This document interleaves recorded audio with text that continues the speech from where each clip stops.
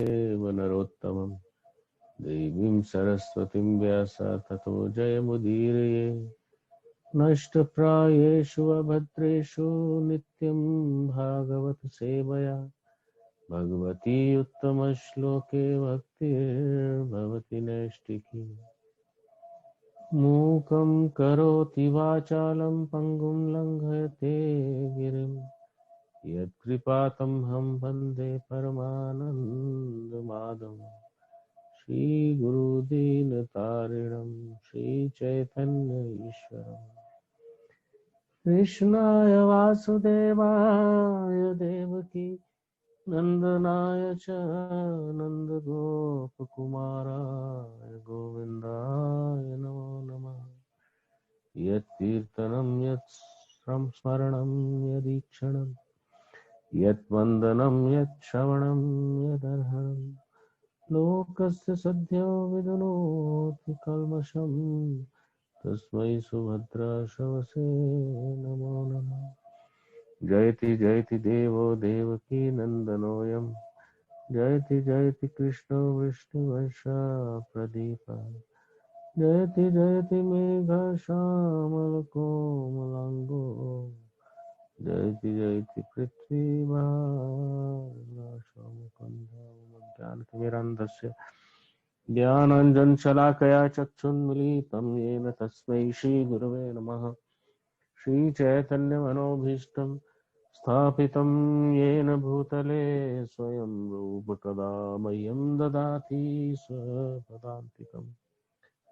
वन्देऽहं श्रीगुरो श्रीयुतापदकमलं श्रीगुरून् वैष्णवांश्च श्रीरूपं साग्रजातं सगणरघुनाथान्वितं तं सजीवम् साद्वैतं सावधूतं परिजनसहितं कृष्ण चैतन्य देवं Shri Radha Krishna पादान सगण Lalita Shri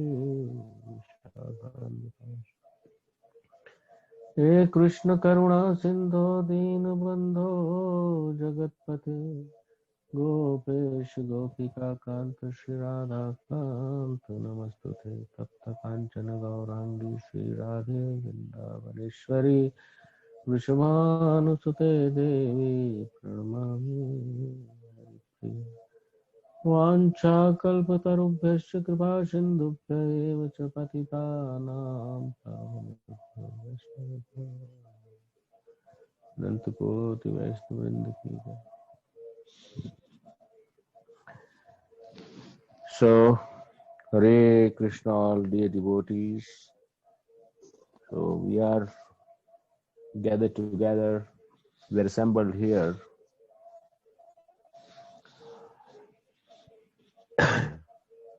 in the book reading session we are conducting every day 9 p.m. to 10 p.m. and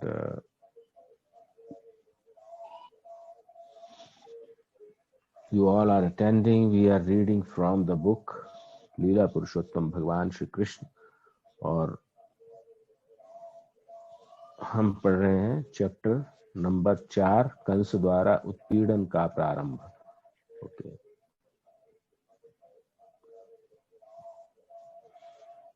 तो आइए।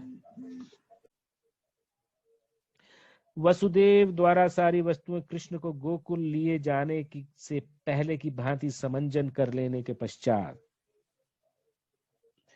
सारे द्वार तथा किवाड़ बंद कर लेने पर पहरेदार जाग गए और उन्होंने नवजात शिशु का क्रंदन सुनाई पड़ा। कंस शिशु जन्म का समाचार सुनने की प्रतीक्षा कर ही रहा था कि पहरेदारों ने तुरंत आकर जानकारी दी कि शिशु उत्पन्न हुआ है। उसी समय वह तेजी से अपने शैया से उठ बैठा और चिल्लाया, अब मेरे जीवन का क्रूर काल उत्पन्न हो गया। कंस चिंतित हो गया कि उसकी मृत्यु निकट आ गई है, अतः उसे रोमांच हो आया। वह अविलंब उस स्थान की ओर चला जहां शिशु ने जन्म लिया था। अपने भाई को आते देखकर देवकी ने कंस से अत्यंत विनीत भाव से प्रार्थना की, मेरे भ्राता इस लड़की को मत मारो, मैं वचन देती हूँ कि ये तुम्हारे पुत्र की वधू बनेगी, अतः इसका वध न करो। तुम्हारा वध तुम्हारा वध किसी कन्या के द्वारा तो होना ही नहीं, यही आकाशवाणी है। तुम्हारा वध तो एक बालक द्वारा ही होना है, अतः कृपा करके इसका वध न करो। हे मेरे भाई, तुमने मेरे कितने सारे सूर्य जैसे प्रतापी नवजात शिशुओं का वध किया है। ये तुम्हारा दोष नहीं है, तुम्हारे आसुरी मित्रों ने मेरे पुत्रों को मारने की सलाह दी है। किंतु अब मैं प्रार्थना करती हूँ कि इस कन्या को तो ना मारो, इसे मेरी पुत्री बनकर जीने दो। हरे कृष्णा। किंतु कंस इतना क्रूर था कि उसने अपनी बहन देवकी की एक भी दर्द भरी प्रार्थना न सुनी। उसने अपनी बहन को डांटते हुए नवजात शिशु को बलपूर्वक छीन लिया और निर्दयता पूर्वक पत्थर पर पटकना चाहा। ये एक क्रूर असुर का ऐसा सजीव उदाहरण है जो अपनी व्यक्तिगत तृप्ति के लिए सारे संबंधों की बलि दे सकता है।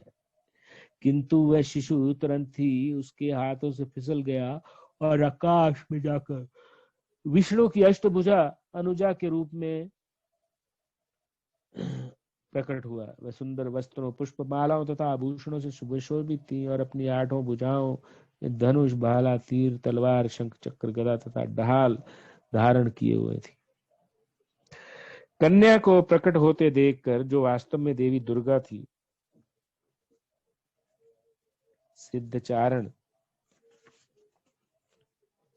गंधर्व, अप्सरा, किन्नर तथा उरग लोगों के सारे देवतागण उसे विविध वस्तुएं भेंट करने लगे और अपनी अपनी ओर से प्रार्थनाएं करने लगे। ऊपर से उस देवी ने कंस को संबोधित किया, अरे धूर्त, तू मुझे कैसे मार सकता है? तुझे मारने वाला बालक इस संसार में कहीं पहले ही प्रकट हो चुका है। तू अपनी बहन के प्रति इतना क्रूर मत बन। इस प्रकट के बाद देवी दुर्गा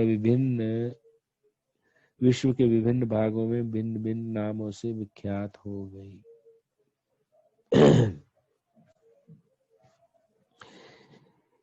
इन शब्दों को सुनकर कंस अत्याधिक भयभीत हुआ। सहानुभूति के कारण उसने तुरंत वसुदेव तथा देवकी की हथकड़ियां तथा बेड़ियां कटवा दी और अत्यंत विनम्र होकर उनसे बोला, हे बहन तथा बहनोई, मैंने अपने भांजे आपके शिशु का वध करके असुर की तरह आचरण किया है। देखिए अभी कंस कैसी कैसी बात करेगा और उसके प्रभुपाद जी क्या कमेंट देते हैं, देखते हैं।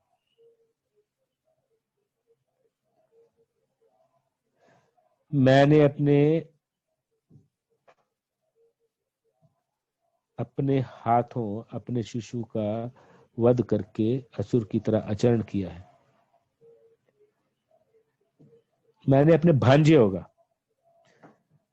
भांजे आपके शिशु का वध करके असुर की तरह आचरण किया है। इसको लिख लेता, कहे भांजा है, गलत लिखा हुआ।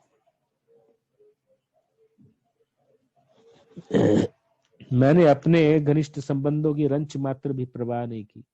मैं नहीं जानता कि मेरे इन द्वेषपूर्ण कार्यों का क्या परिणाम होगा। संभवतया मुझे नरक का भोग करना पड़े, जहां ब्रह्म हत्या करने वाले भेजे जाते हैं। किंतु वह विस्मित हूं कि आकाशवाणी सच नहीं उतरी। असत्य प्रचार केवल मानव समाज तक ही सीमित नहीं है। अब तो ऐसा प्रतीत होता है कि स्वर्ग के देवता भी असत्य भाषण करते हैं। स्वर्ग के निवासियों की वाणी पर विश्वास करके ही मैंने अपनी बहन के शिशुओं को मारकर इतना पाप किया है। प्रिय वसुदेव तथा देवकी, आप दोनों ही महान आत्माएं हैं। मुझे आप दोनों से कुछ नहीं कहना, किंतु फिर भी मेरी प्रार्थना है कि आप अपनी संतानों की मृत्यु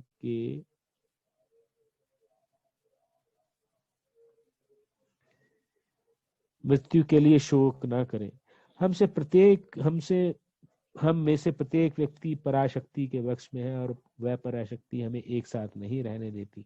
हमें कालक्रम में अपने मित्रों तथा परिवारजनों से विलग होना पड़ता है, किंतु हमें ये निश्चित रूप से जान लेना चाहिए कि विभिन्न भौतिक शरीरों के न रहने पर भी आत्मा अक्षत रूप में निरंतर बनी रहती है।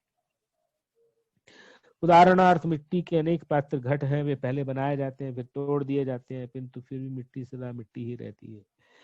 इस प्रकार विभिन्न परिस्थितियों में आत्मा के शरीर बनाए और बिगाड़े जाते रहते हैं। किंतु आत्मा शाश्वत रह जाती है, अतः शोक करने की कोई बात नहीं है। प्रत्येक व्यक्ति को समझना चाहिए कि भौतिक शरीर आत्मा से भिन्न है, और जब तक कोई इसे समझ नहीं लेता तब तक उसे देहांतर प्रक्रिया स्वीकार करनी होती है। तो बहुत स्ट्रिक्ट लिखा गया है। मेरी बहन देवकी, आप इतनी भद्र तथा दयालु हैं, कृपया मुझे क्षमा करते हैं। मैंने आपकी संतानों का जो वध किया है, आप उनकी मृत्यु के से शोक संतप्त ना हो। वास्तव में यह सब मैंने नहीं किया, क्योंकि सब पूर्व निर्धारित कार्यकलाप है। मनुष्य को पूर्व निर्धारित योजना के अनुसार काम करना होता है, भले ही वह अनिच्छा से क्यों ना करे। लोगों की भ्रामक धारणा है कि शरीर की मृत्यु के साथ आत्मा भी नष्ट हो जाती है, अथवा वे सोचते हैं कि एक प्राणी दूसरे प्राणी का वध कर सकता है। इन भ्रांत धारणाओं कारण मनुष्य को संसार की परिस्थितियों को स्वीकार करना पड़ता है। दूसरे शब्दों में, जब तक आत्मा की नित्यता का दृढ़ विश्वास नहीं हो लेता, तब तक मनुष्य हंता तथा यानी मारने वाला और हन्यमान मारा जाने वाला का कष्ट भोगता रहता है। ये मेरी बहन देवकी तथा बहनों वसुदेव, मैंने आप लोगों के प्रति जो अत्याचार किए हैं उन्हें क्षमा करें, क्षमा करें, क्षमा करें। मैं क्षुद्र हृदय हूं और आप इतने विशाल हृदय, अतः मेरे ऊपर दया दिखाएं और मुझे क्षमा करें। तो आज devotees, today I will read only up to this much. Tomorrow we will conclude this session, this chapter, and next chapter we'll move on to next chapter. Hare Krishna.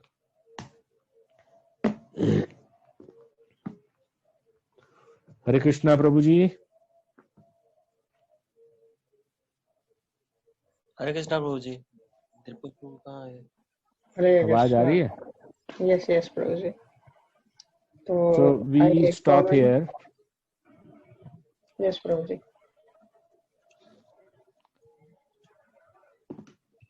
तो कमेंट सेक्शन की ओर बढ़ते हैं। पहले number पे आस्था माता जी। हरे कृष्णा। हरे कृष्णा प्रभु जी। हरे कृष्णा माता जी। धन्यवाद प्रणाम जी प्रभु जी। ये हम जो पढ़ रहे थे कि जो कन्या का जन्म हुआ तो कंस ने उसको भी मतलब मार दिया। तो मुझे ये नहीं समझ में आता, जैसे हम फिल्मों में या सीरियल में देखते हैं, उसमें कहते हैं कि वो योग माया थी, तो मार दिया मतलब वो उड़ गई ना, उसके हाथ से छूट कर निकल गई। हाँ वही दिखाते हैं। तो क्या वैसा रियल में हुआ होगा? वही सोच रही हूँ। तो यहाँ क्या मारा कहाँ लिखा हुआ है यहाँ पे? ना हम यही सोचते हैं ना कि उसके पुत्रों का वध किया, तो कन्या का भी वध किया ऐसे। हाँ वो करेगा, लेकिन वो निकल जाएगी, आकाशवाणी होगी फिर। अच्छा जी, बस वही था, और तो आज कोई डाउट नहीं। नहीं ठीक है ठीक है जी। हरे कृष्णा। हरे कृष्णा। नेक्स्ट है हमारे साथ पूजा माता जी। हरे कृष्णा। हरे कृष्णा प्रभु जी। दंडवत प्रणाम। दंडवत प्रणाम माता जी। प्रभु जी कोई डाउट नहीं, thank you. Okay. If no doubt, then whatever you have understood, you have to explain. So that I am assured that you all are listening properly. Sorry, just on the lighter side, I am saying this.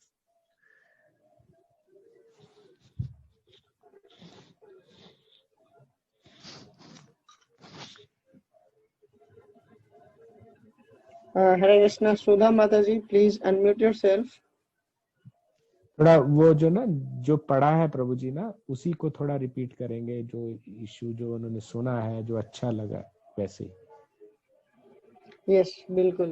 तो मैं devotee से request करूंगा कि जो भी आप आज सुने हैं, आप समझे, प्लीज उसमें से 2-2 लाइन भी बोलेंगे सभी भक्त, तो पूरा हम क्लास को रिवीजन कर सकते हैं। तो मैं रिक्वेस्ट करता हूँ सुधा माता जी से, प्लीज अनम्यूट करके 2 शब्द बोले। हरे कृष्णा प्रभु जी। हरे कृष्णा। दंडवत प्रणाम प्रभु जी। मेरे मन में यहाँ थोड़ा सा सवाल पैदा हो रहा है। बोलिए। कि कंस तो असुर था